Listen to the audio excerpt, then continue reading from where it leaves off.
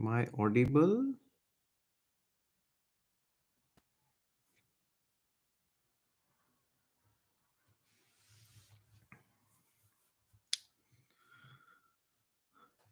Hello, Bhaskar, Bhaskar Battu ji. Hi, Subriana, Subriana Prasad. Hi, Guruji. Namaste, Subriana ji. Sumanto Chatterjee. Good evening, sir. Good evening, Sumanto ji. How are you? I hope you're good. नील के किसियोन सिंह प्रणाम sir जी प्रणाम नील के जी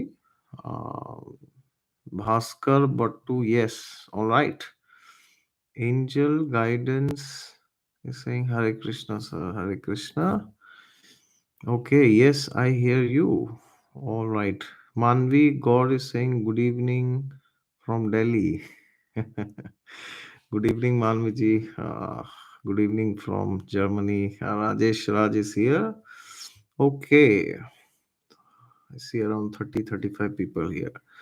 All right. So, as you would be aware of tomorrow's special occasion, we have this occasion every year, once every year. It is none other than the most auspicious occasion of the Akshaya Tritiya festival, right? So, Akshaya Tritiya is a very, very, very special festival because this is the day, as per astrology, that both the luminaries, sun and moon, are in their signs of exaltation, right? So we know sun is exalted in the sign of Aries and moon is exalted in the sign of Taurus, right? And what is Tritiya? Why? Because see, sun will be in Aries, and moon will be in Taurus for 2.5 days. But it's the Tritiya Tithi. Okay, so Tithi is the degree difference between sun and moon. Actually, we'll discuss about Tithi someday. But the third lunar day, as they say, right? So three means three. Okay, so the third lunar day, which is Tritiya, that is for this year. It is coming tomorrow, right? And in different traditions they take this differently. Sometimes they say okay, whenever Titiya Tithi starts you take from that day, but generally traditionally in India they do not take like this. So they see the Tithi at the sunrise. Okay, so if the Tithi at the sunrise is Dvitiya, which was like for today, and even if the Tritiya Tithi starts after 1 hour of sunrise, right? They do not consider that Tritiya has started. So they will wait till the next day's sunrise, okay? When the Tritiya Tithi starts during sunrise, so then that is the time they will say that yes. So today begins, the sunrise of today starts with Tritiya, and Surya and Chandra are, of course, in the signs of exaltation. So, therefore, we consider this as the Akshaya Tritiya, right? So, it's a very auspicious day. And along with this, major transits have also happened. For example, Saturn has gone into the sign of Aquarius. It will be there for some time, and then it's going to be retrograde and it will enter Capricorn again. And next year, again, finally, it's going to enter Aquarius, and Jupiter has also transited into the sign of Pisces, where it is with Venus now. Venus has also entered Pisces, right? So it's a very interesting transit. The transits of this current sky are very interesting because Akshaya Tritiya by default means Sun and Moon are exalted, and then Jupiter is in own sign. Saturn is in Mula Trikona because Aquarius is the Mula Trikona, and we have Venus, which is also in exaltation, right? So, therefore, very interesting to see so many planets exalted and in own sign in Mool Trikon, right? And Rahu Ketu has also changed their signs. And yesterday and today, 30th April, 1st May is also the eclipse, right? So, many of you have told me, that the eclipse went And because this was not a full this was only a partial solar eclipse, so I guess this was not too intense on many of us, right? For most of us, because generally when there are eclipses, I hear, it's like things are very difficult sometimes. All right, so uh, welcome everybody. We are discussing on Akshaya Tritiya tomorrow. So Harshad Mehta, Jai Shri Krishna. Sumit Giri is saying yes sir, you're audible. Amruta ji is saying sir ji pranam. Pranam Radhika ji pranam. Raghav Mahajan, good evening sir. Very good to hear your voice after so long. Hope all is well with you and your family. Everything is very well sir. Thank you so much. Rajesh Raj has written in Hindi. Let me see if I can pronounce. आप बिल्कुल स्पष्ट सुनाई और दिखाई दे रहे हो. बहुत बहुत शुक्रिया आपका Rajesh ji. Lisu is saying Hare Ramakrishna from UK. Thank you, Lisu ji. Tejas Gajjar is saying hi. Suniti ji is saying Jai Shri Ram, madam. All right. Twinkle is saying Jai Shri Krishna. Sai Naga is saying Jai Shri Krishna. Monica Wag is also here. All right. So tomorrow is the special occasion of Akshaya Tritiya. So now, keeping aside the theoretical things, we know what Akshaya Tritiya is, right? Sun and moon are exalted. What happened? Many different pastimes from the Vedic tradition happened on this day, which I will not go into the details because I've discussed about it many times before. And yeah, many great events happened on this day. In If you go in the previous yugas, you go to Dwapar Yuga, you go to Treta Yuga, then Satya Yuga, right? In many different universes, in many different kalpas, days of Brahma, many different manvantaras, and many different divya yugas, right? So whenever we hear that this particular pastime happened on Akshaya Tritiya, then it does not mean that it has happened in the previous kalpa or previous yuga. It means, all the days of Brahma, the thousands and thousands of millions of times, Akshaya Tritiya has happened. It has come and it has culminated. Every Akshaya Tritiya, something or the other very special has happened, right? So our great acharyas and our great rishis and munis, especially the great sage Maharishi Vyasdev, has written down everything. So whatever we are able to experience today in this day and age, either online or offline, from our gurus or from the holy texts, it is only because of one great personality, Maharishi Vyas, who is one of the Shaktavesh avatars of Lord Vishnu. He actually wrote down the Vedic scriptures for us, so that we can read and even write and understand and explain it to others. Because in ancient India, this tradition was oral tradition, which means, you speak and you hear and you remember and you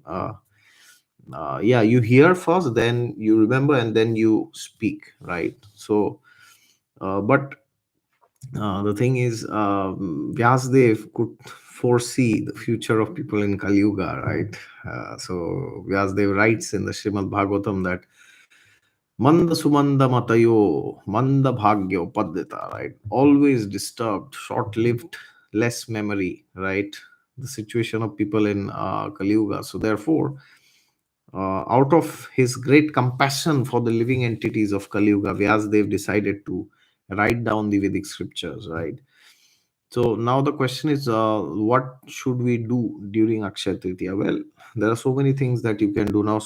Now, specifically when it comes to astrology and muhurat, in Akshaya Tritiya they do not see any muhurat, okay? Because muhurat is like a specific time which is considered auspicious, for the newcomers, basically.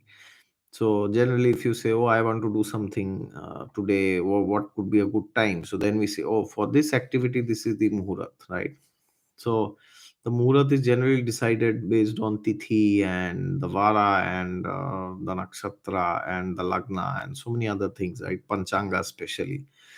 And along with all this, it is important to understand that as I said, on Akshaya Tritiya, they do not see any muhurat, okay, which means the whole day is auspicious. So if you have any plans to do any auspicious activity, you can right away do it, right? You don't have to see where what lagna is it today, at this moment, what lagna will it be after 2 hours, what lagna was it 2 hours back, right? You don't have to see the lagna, right?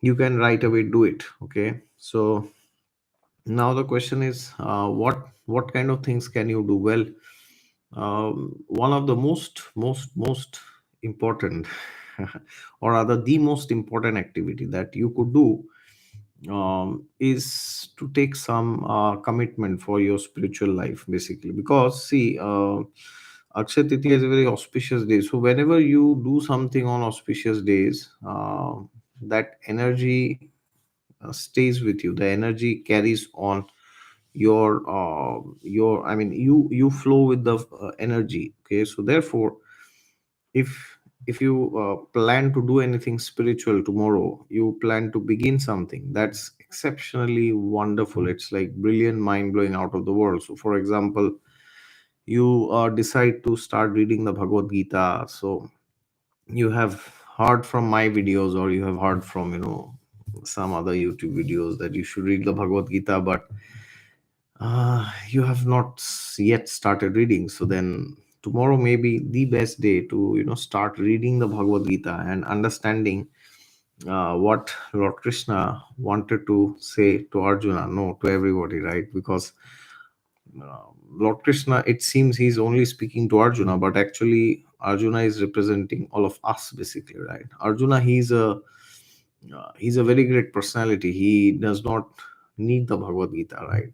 I mean, he apparently, when Krishna spoke, Arjuna, of course, he was confused, but in general, you have to understand that Arjuna is representing all of us, right, who are in confusion regarding what to do in life, right? So therefore, you got to understand that Bhagavad Gita is not merely a conversation within the Mahabharata between two people. It's not like that, okay? It is just like, imagine God Himself is standing in front of you and answering all your questions. Imagine. So just imagine that you have some questions which you are dying to get the answer from somewhere, from anywhere, from nowhere, from everywhere, but you don't find it.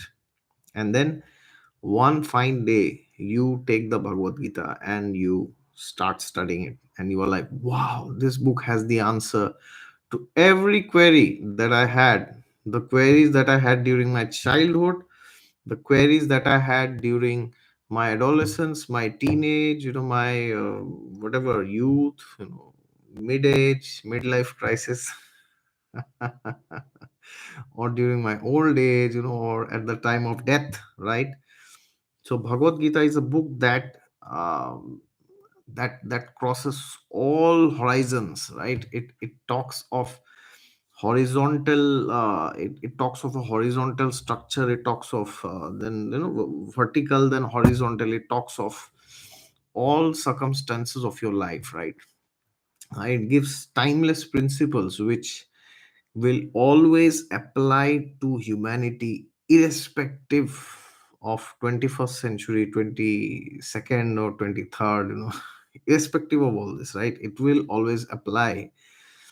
And Bhagavad Gita is can be studied at various levels. You can study the Bhagavad Gita if you do not believe in God, if you are an atheist, you are skeptic, or you feel that the God doesn't exist, you can still study the Bhagavad Gita. You can study the Bhagavad Gita as a philosophical book, right? If you say, oh, I am not interested in philosophy, I am interested in health, then there are a lot of injunctions about health. If you study the Bhagavad Gita, right, you are not interested in God, but still you will find lots and lots of insights, what kind of things that you should eat, what kind of things that you should not eat, right? Lord Krishna talks of food in different modes, like rajogun, tamogun, satogun. And if you say, oh, I am not interested in food, I'm interested in doing yoga, right? So then there is like Vikarmi, then there is Karma Yoga, then there is Nishkam Karma Yoga, then there is Gyan Yoga, then there is Ashtang Yoga, then there is Bhakti Yoga, right? So, or you say that, oh, I am from a different religion, right? Why should I study the Bhagavad Gita? This is merely a Hindu book, right? This is a book from India. This is nothing to do. I stay in Germany, I stay in the West, I stay in France, I stay in Canada. Why should I study this? I'm a Christian, or well, maybe I'm from a different religion, but well, even then you can study. I'm not saying you should, but I'm saying if you want, you can study. What will you find there? The Bhagavad Gita will help you to become a better follower of your own religion, right? It doesn't mean that you have to change your religion if you read the Bhagavad Gita, but whichever tradition you are belonging to, either you are connected to some religious tradition, or you are connected to some society where they combine ethoses from different religions, and they try to give a spiritual overview, spiritual outlook. So it is incredible for anybody at any sphere of life. Either you are young, basically, right, or you are mid age, you are old age, right? It's excellent for you to study. So if you, I can go on and on speaking about the Bhagavad Gita, but if you have not started and you are inspired to start reading the Bhagavad Gita by hearing this video, then I would highly encourage and beseech you to do it from tomorrow, right? And then, of course, now if you have read the Bhagavad Gita already once, twice, or thrice, at least three times, and then you are wondering, what should I do next, right? What's next in life? Is the Bhagavad Gita all in all, right? So no, there are many things you can do after that. So after the Bhagavad Gita, you can obviously go and start reading the Srimad Bhagavatam. So Srimad Bhagavatam is it's like the next level. So if Bhagavad Gita is like the bachelor studies, Srimad Bhagavatam is like this the master study, right? So bachelors and masters, right? So irrespective of your spiritual evolution, your religious inclinations, your traditions that you are connected to, you can always read the Srimad Bhagavatam, because once you read the Bhagavad Gita, then you understand the following. You understand that I am a spirit soul, I am not this body, I am spirit soul. So that is the first conclusion of the Bhagavad Gita, right? That I am not this body, I am beyond this material world, right? I am beyond, I am paratattva, basically, right? So which means my ultimate objective in life should be to go back to the spiritual world, right? And then we of course understand that Lord Krishna, he is God himself. He is the supreme personality of Godhead. He is non-different from Vishnu himself, right? So it is our duty to be duty and in our best interests to be connected to him through the disciplic succession. And that's the third conclusion, where Lord Krishna says to Arjuna, right? Tadvidhi pranipatena pariprashnena sevaya vadekchanti te jnanam jnaninas tattvadarshina. That you have to humbly encroach a spiritual master, right? The spiritual master will then give knowledge once you serve the spiritual master. So I am spirit soul, Krishna is God himself, and the guru, right? So these three conclusions, anybody who has not understood these three things, they have not understood the Bhagavad Gita, right? And of course, now you will say, how should I approach Krishna, right? Of course, the guru is there, but then what should I do, right? Well, then there are the yoga ladders, right? For example, Karma Yoga is there, then there's Gyan Yoga, Ashtang Yoga, Bhakti Yoga. So these four ladders of yoga, and then there are so many levels in between. So you can see what inspires you the most. And then once you read about these different yogic paths, you can come to a conclusion that yes, as of now, for me, this is something which I really identify with. So I would like to follow Karma Yoga, or I would like to follow Gyan Yoga, or Ashtang Yoga, or Bhakti Yoga. Okay. Of course, this does not mean that Krishna does not say what you should follow. Krishna directly says, that Bhakti Maim Param Kritva. He says that Bhakti Yoga is the topmost of all these yogic practices. So bhakti yoga means where you the yoga system where you try to connect to God emotionally at an emotional level, right? It's like a heart to heart connection. Okay. But even if somebody says, I am at the intellectual level, I cannot go to that level now, so is there some hope for me? Is there space for me? Or am I discarded? So you're not discarded, right? You'll never be discarded. So if you feel that that is something which you cannot practice, then you can always go and practice karma yoga or ashtanga yoga or jnana yoga, right? So, speaking on the yoga ladders, that will be a very long class. But once you read the Bhagavad Gita, then you have to understand how God is as a person, right? So then you go and read the Srimad Bhagavatam, because the Srimad Bhagavatam is a combination of stories from different ages, from many millennia, where it shows the interactions between Lord Vishnu and his avatars, and different his including the other great personalities, his great devotees. We have the example of Bhishma Pitama, then we have Arjuna, then we have Prithu Maharaj, we have Dhruva Maharaj, we have so many characters, like exceptionally great characters. We have the example of the 12 Mahajanas in the Srimad Bhagavatam, right, which Yamaraj says to the Yamadutas during the Ajamila pastime. Okay, so you have to understand that you cannot disassociate the human aspect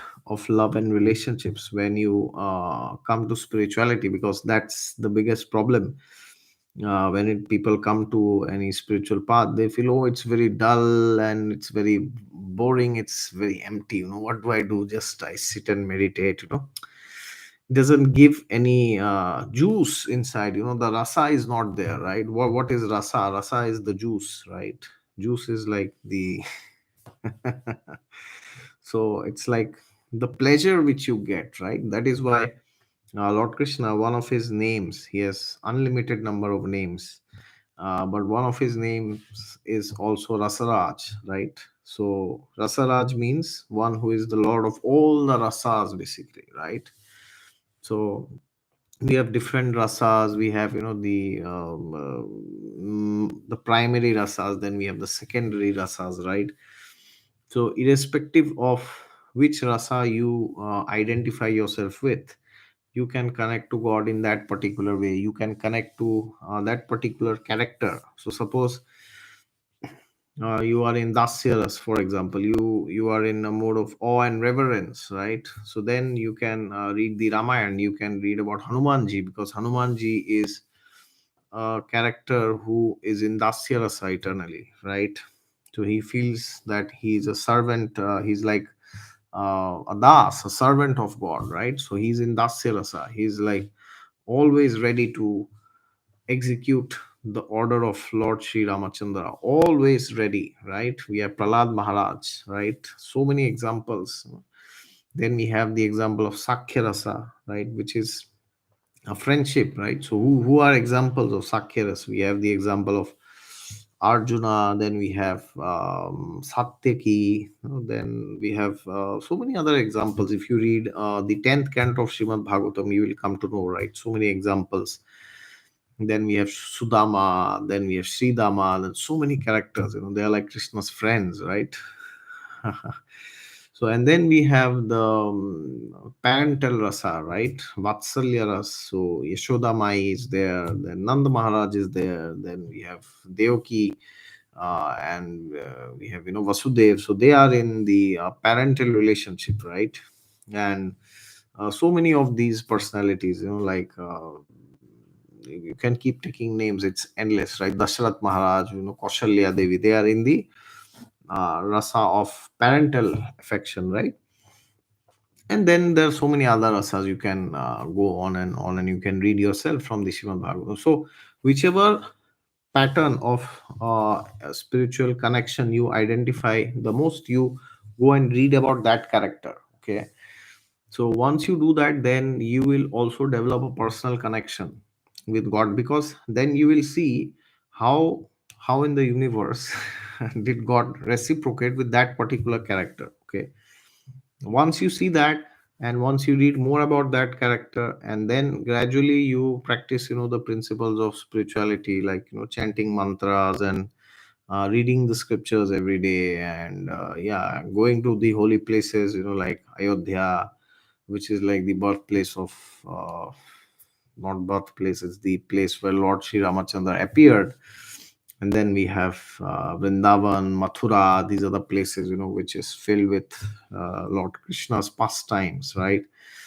And yeah, so when you visit these places, then you understand that they are filled and surcharged with love of God, right? So we go there, we visit there, and we understand what spirituality is, away from our um, daily mundane day-to-day life. And we understand that life is much more than the things that we keep seeing every day, right? So that is why we should read the Srimad Bhagavatam.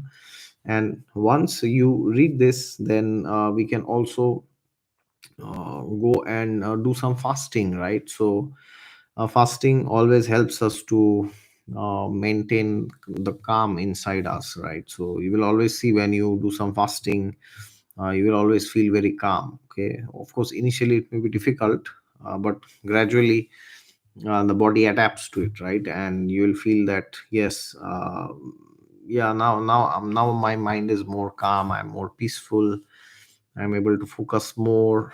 And on the contrary, some days you go and eat a big buffet of 100 items, you overeat, and then you are like, oh my god, what did I just do? I can't walk, right? I'm just going and sleeping now. So therefore, whatever inspires you, like, to whatever extent you are inspired to fast, you can fast like till afternoon tomorrow, or till sunset, or the whole night, or some people fast till next day morning also, 36-hour fasting, right?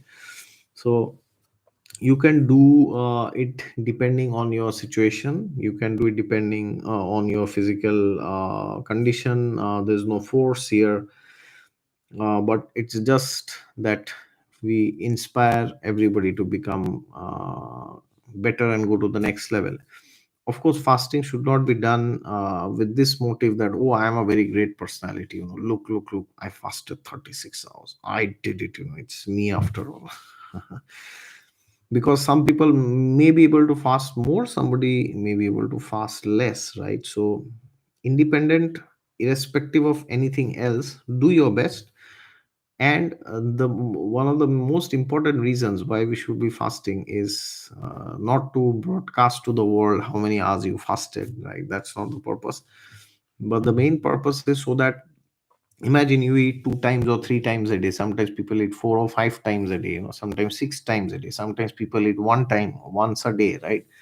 So imagine you are eating, let's take the average, not one time, not 6 times, 3 times a day. So if you eat 3 meals a day, then imagine how much time you spend in cooking, right? Imagine how much time you spend in, buying vegetables or whatever, rice, dal, sabji, chapati, whatever you make. Or you are in the West, you eat pasta, pizza, whatever, or potatoes. So imagine how much time you waste, right? Or you could always say, oh, yeah, I will not cook myself, I'll order some food from some hotel, right? But that's also not very good, because the consciousness with which they prepare the hotel food is not very good. So either ways, we are at loss, right? So therefore, the most important purpose of fasting is so that our body, our mind is calm and peaceful, and we can utilize the time which we would waste by cooking or eating. Not like literally waste, but on special days, imagine that you are just cooking and you are wasting 2 hours, right? It's like a waste. So we use these special occasions to let go of things which we do every day. Okay, so of course that doesn't mean you say that, oh, I'll not take bath today, right? It's also a waste of time. No, not like that. You get up in the morning, you take a nice bath, and then yes, to whatever extent possible you can fast, and then once you realize that yes, that's it, I can't fast more than this, I'll become unconscious. Then you can sit down and you can have food. And it's recommended tomorrow that you take food which is vegetarian food. It's good if you can avoid taking meat, fish, or eggs, any of these three, okay, or all of these three. So meat, fish, and eggs, not that great to take tomorrow. And also, tomorrow it's good if you can take sattvic food, which is like food without onion and garlic. Okay, so if you are a non-vegetarian, at least try to take vegetarian tomorrow, and if you are a vegetarian, try to avoid taking onion garlic tomorrow. All right, so we do as per our level. So the Vedic scriptures is very inclusive. They are very inclusive. They are not exclusive. They always encourage us to go to the next level, not jump levels, right? Of course, if you are a non-vegetarian and you also want to be a vegetarian and without onion garlic, excellent, brilliant, out of the world. And if you are a vegetarian, you don't eat onion garlic, then maybe you can fast because there's nothing to eat. All right, so yeah, I mean, that's what you can do as per your own level. Sometimes people drink water, sometimes they drink fruit juices or vegetable juice, or they will do all sorts of things. They will eat today night, and then whole day they will not eat or drink anything, right? So do as per your own level, whatever you are comfortable in doing, to whatever extent, that is something which you should do. Do not force yourself, but push yourself, right? Don't force, but push, push, push, push. The more you push, the more you go ahead, right? And yes, so this is another thing that you can do, fasting, but with the right attitude, which means not to boast, not to put a selfie in Instagram, right? Or selfie in Facebook or in your WhatsApp. Yes, I am the one who fasted for 36 hours. Hum hi hai wo, I am that great Mahapurush who fasted for 36 hours. Not that's not the purpose of fasting, right? So the purpose of fasting is so that we become humble, right? Our senses, they are deprived of food.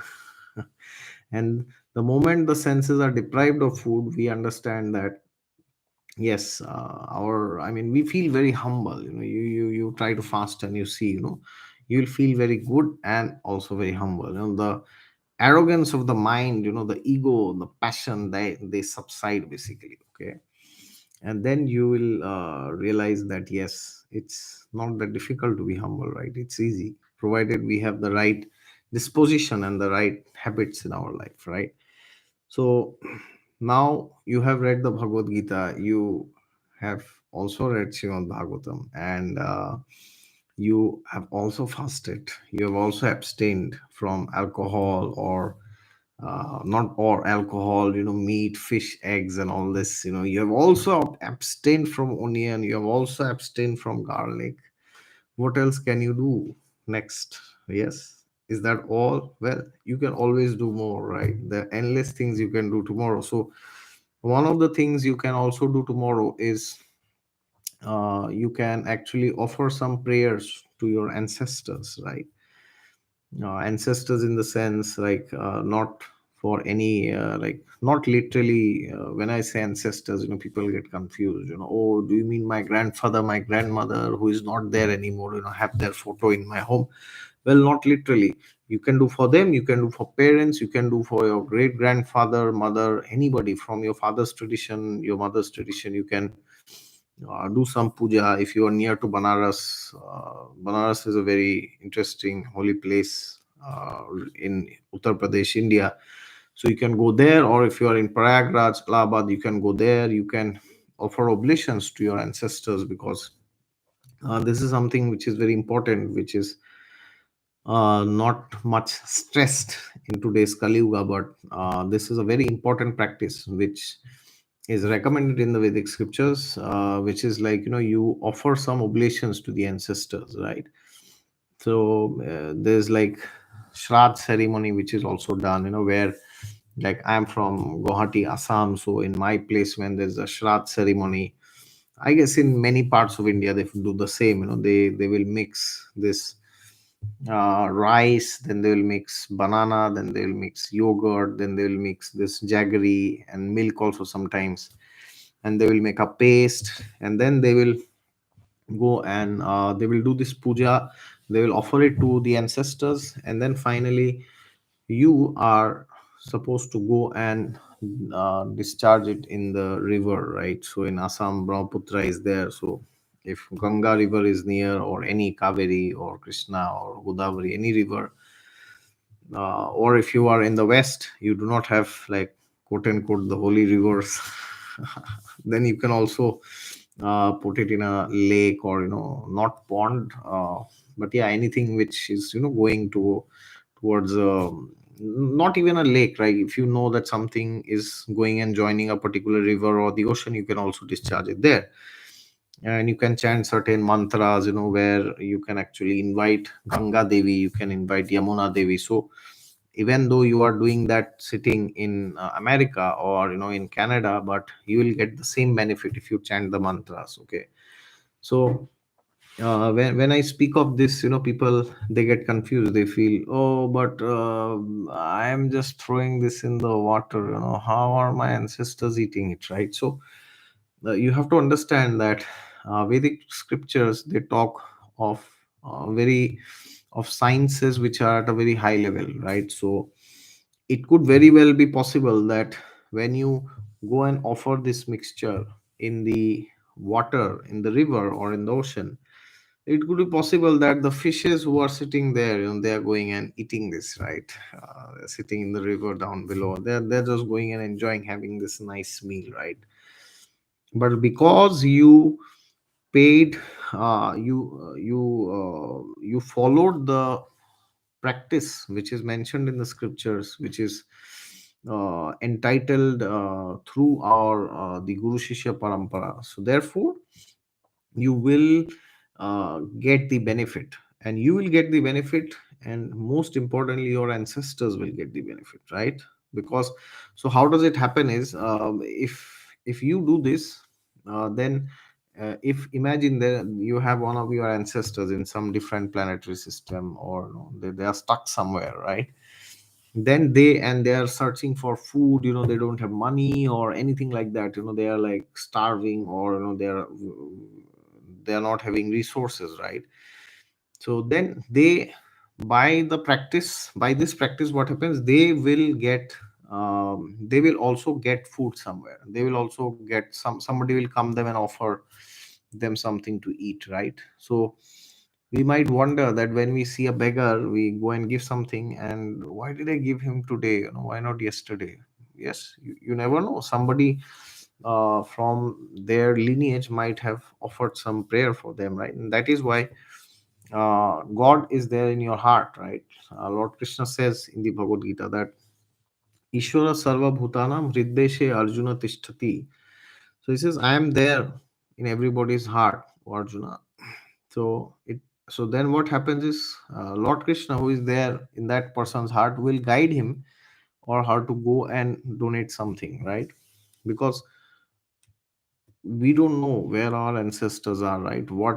In what situation they are, in which planet they are, which body they are. They may be in a dog's body, they may be in a cat's body, in a lion's body, in an elephant's body, they may be in a man's body, in a woman's body, and they may be as a rakshas or whatever, whoever they.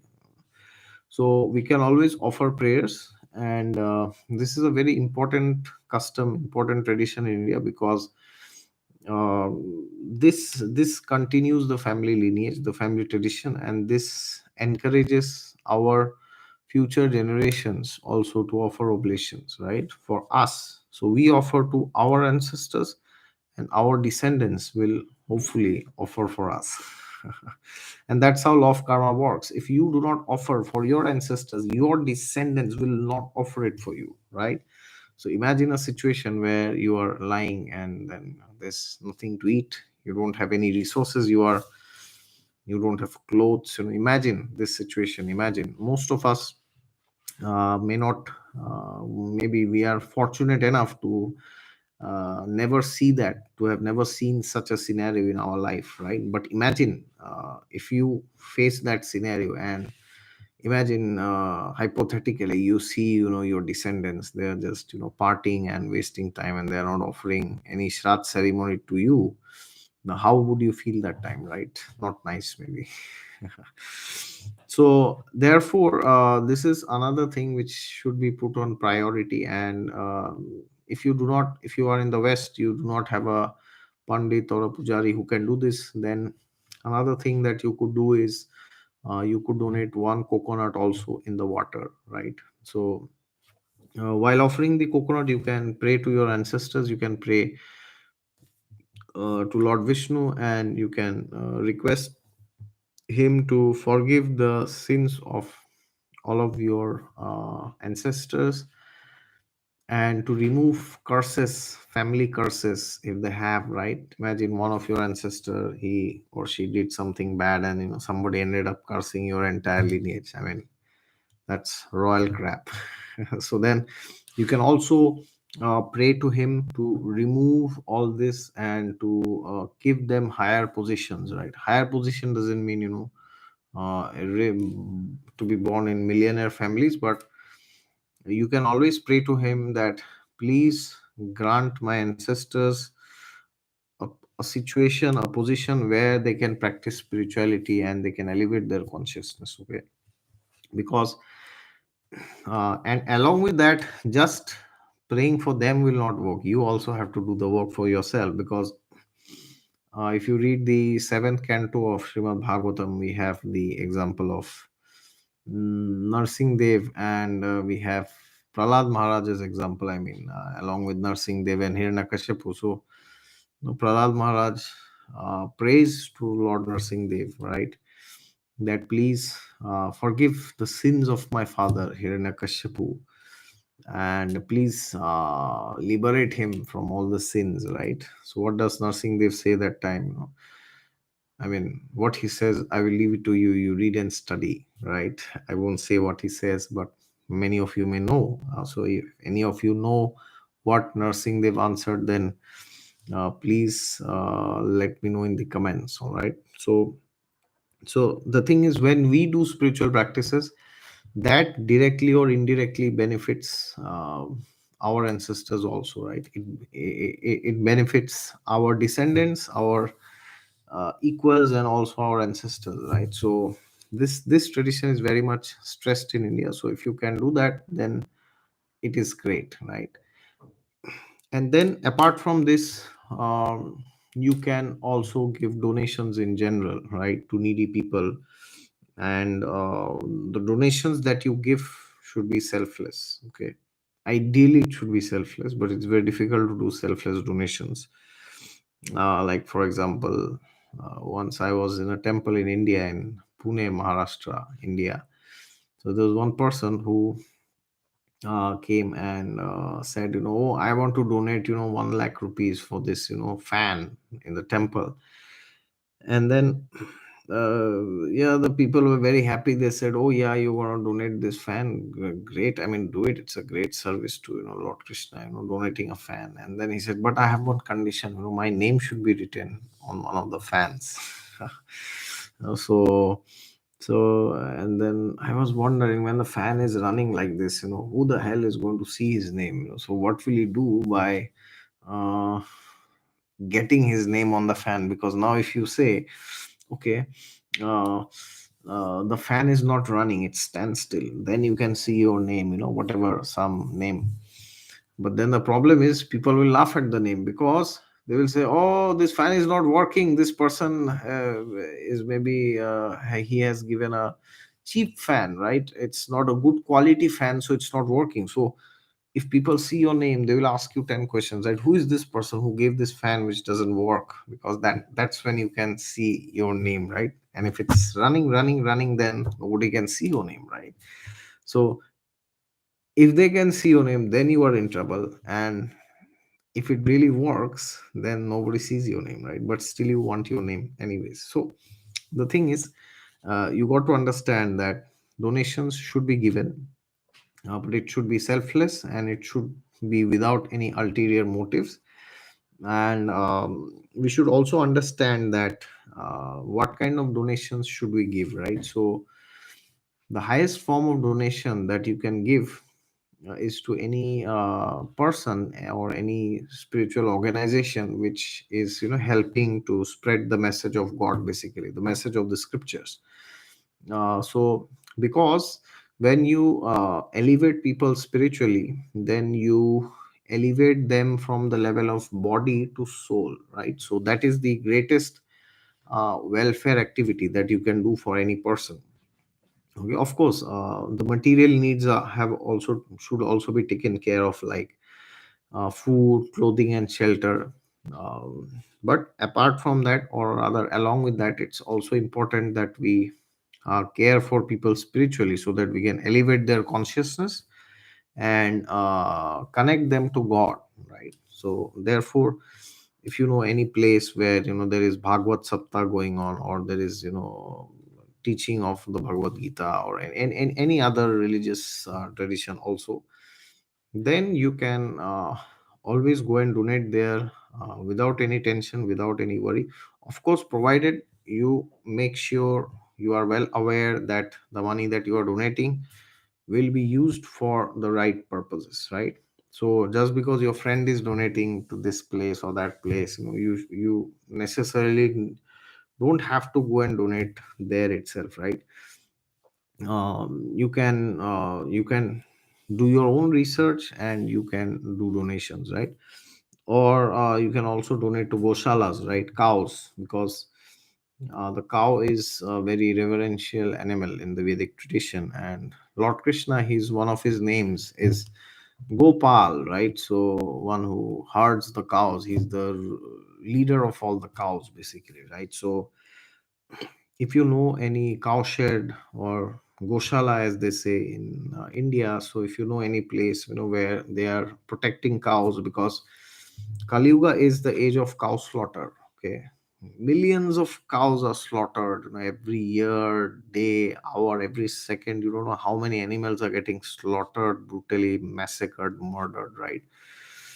How many, what to speak of animals, even humans, they are getting killed every day, every minute, maybe, somebody can put the statistics, of course.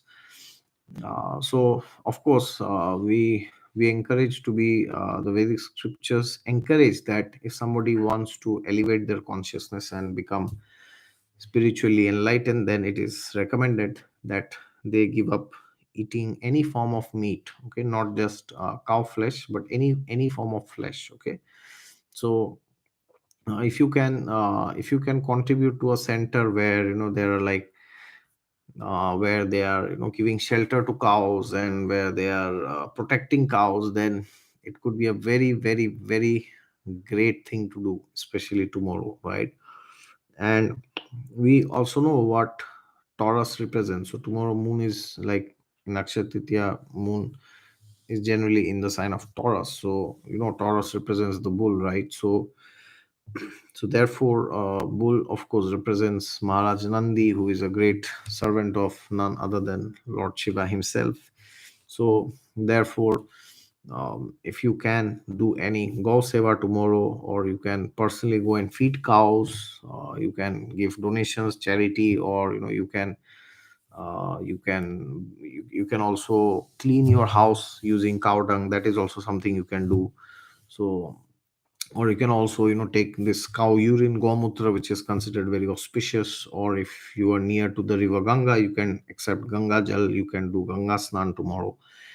So, and of course, most importantly, if you are nearby a holy place like Banaras or Ayodhya or Rishikesh or Haridwar, or you are in South India, so many places, Rameshwaram, then Tirupati, then we have Kanchipuram, so many places, right? Or you are in Jagannath Puri or in Dwarka, whichever part of the world you are, or you are anywhere else in any other part of the world, and you can visit that particular special site. If you are in Europe, maybe the Vatican or wherever. I mean, if you're a Muslim, then Eid is all anyways around the corner.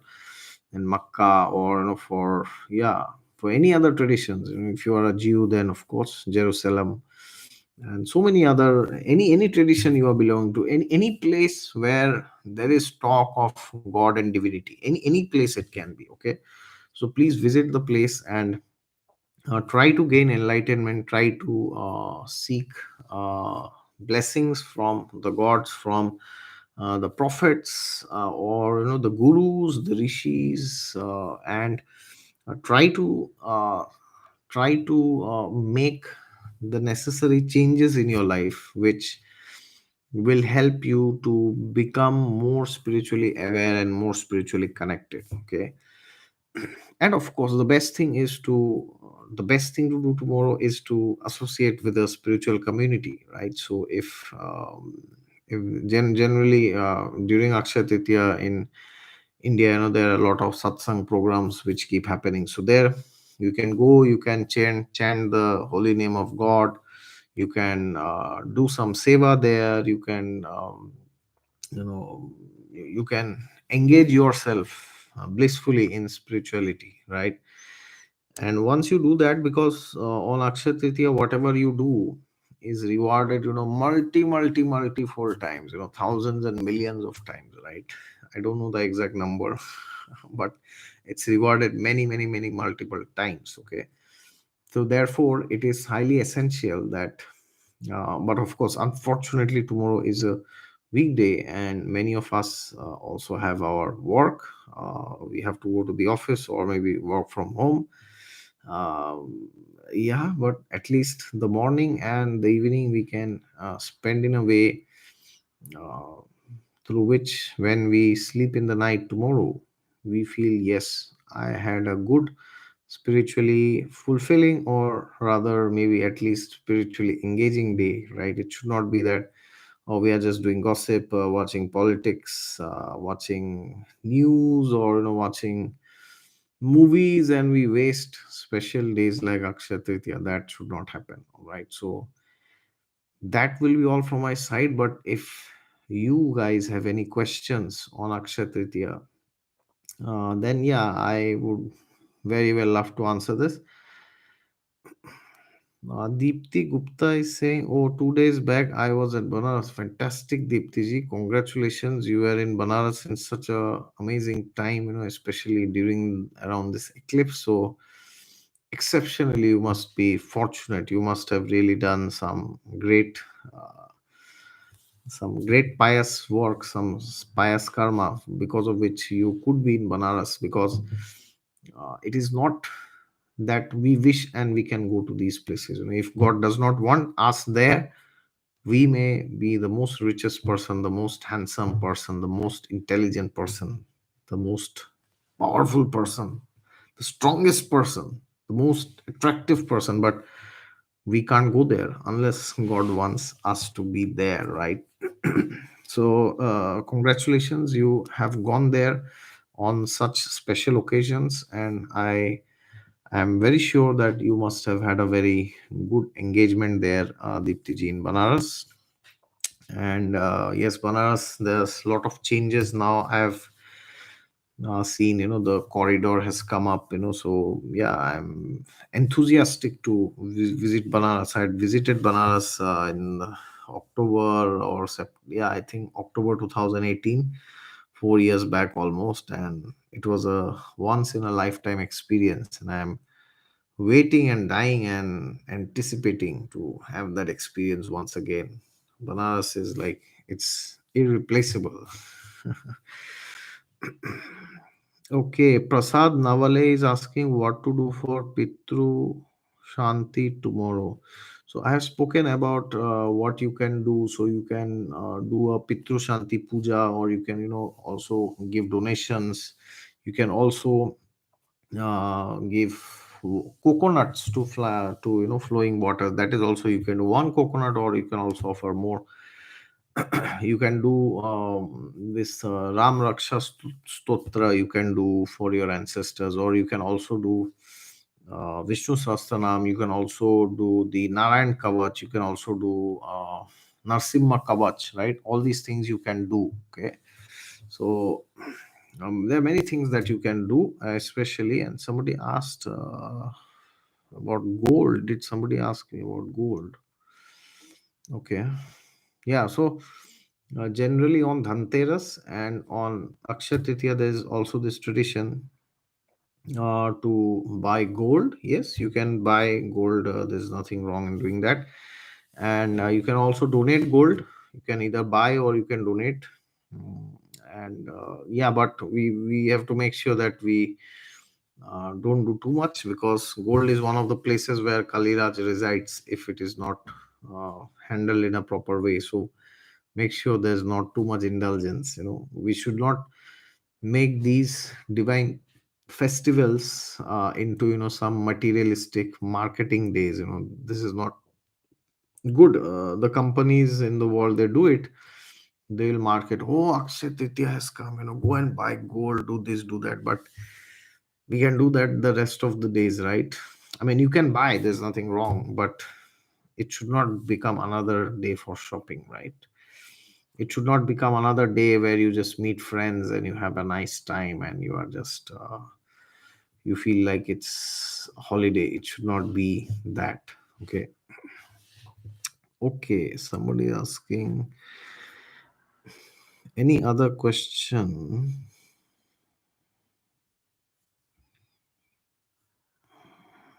Geeta ji is saying thank you for this specific suggestion. Okay, welcome. Okay, somebody is saying, can we do small tarpan tomorrow? Yes, definitely you can do. There are so many things I said. So, Mimamsa Rathor. So, in case you are interested to know, you can watch this video. And there are so many things I have said. You can always do it. Okay. Prasad Navale said Pitru Shanti ke liye. Ha, I think this is something which I've already learned. Dipti Gupta is saying, had done Rudra Abhishek there. So much peace by God's grace. Wow, incredible. Brilliant. You're very fortunate to have done this. Okay. So, any other questions? I am trying to figure out from the top. Okay. Okay. One last question by Kusum Gautam. How do you meditate? Yeah, I generally chant mantras and I do some meditation and I read the scriptures whenever I get time. And yeah, I have spiritual discussions with my friends and with my gurus. I contact them very frequently, and my god brothers. And yeah, I mean, that's how I try my best to remain connected in some way at least. Okay, somebody saying any special mantra for students with higher studies. Well, um, I'm not aware of any special mantra, but if you want to chant mantras, which you should tomorrow, then you can always chant. You can always chant Om Namo Bhagavate Vasudevaya tomorrow. It's a very, very great mantra to chant tomorrow. You can also chant Om Namo Narayana. This mantra also you can chant, right? So you can also chant the Vishnu Sahasranam, right? So that is also an incredible thing to do tomorrow, right? Chanting the Vishnu Sahasranam. So if you do that, then there will be a lot of auspiciousness in your life, right? Now, auspiciousness not necessarily materially, but overall holistic development. Okay. Okay, Aman Kalra is saying which Bhagavad Puran should we buy to read? Okay, I will try to give one or two authors in the description section of this video. So maybe you can see in the comments after maybe 5 minutes or maybe after 1 hour. Then accordingly you can do it. Okay. One last thing, Kirti Ramya is saying chanting Hare Krishna mantra and Vishnu Sahasranam is good for all planets. Yes, definitely. You can chant the Hare Krishna Maha Mantra and also Vishnu Sahasranam. It will be excellent if you can do this. Okay. Vishal Pathak is saying, though I am not materialistic person, but I have to buy a new car. Can I book new car tomorrow? Absolutely, you can. Why not? Aravind is saying best time for japa. No time slots tomorrow. Any time for tomorrow is auspicious. Okay, so any time is the best time. Okay, so thank you very much to so many people. Almost 77 people I see they joined, and maybe some more also before. And it was a very great experience sharing about Akshaya Tritiya and spiritual practices. So try your best to utilize tomorrow. It's a very special day. It comes only once in a year, and it's going to come. Imagine we stay for another 50 years, right? Only 50 times it's coming, not 100 or 1,000 times, right? So we can do everything else, but on other days. But tomorrow, it is very important that we use tomorrow. We engage ourselves in doing spiritual practices, and that is the way by which we can benefit. All right. Thank you very much. I see one more question on Ekadashi. Yes, I will be making Kirti ji. Thank you, Kirti Ramya ji. Kusum Gautam is saying I can read scriptures with focus, but that peaceful meditation, I mean meditation without chanting anything, by just closing your eyes, I'm not able to do that. My mind wanders. Okay, so you necessarily don't have to do any like blank meditation. You can always chant the mantras. You can focus your mind on the sound, right? So when you chant mantras, focus your attention on the sound vibration. That is the most important thing. So when you do this, then you obtain transformation. Okay. Thank you very much. Jai Shri Ram to everybody, and hope to see you again soon, some other time. Thank you.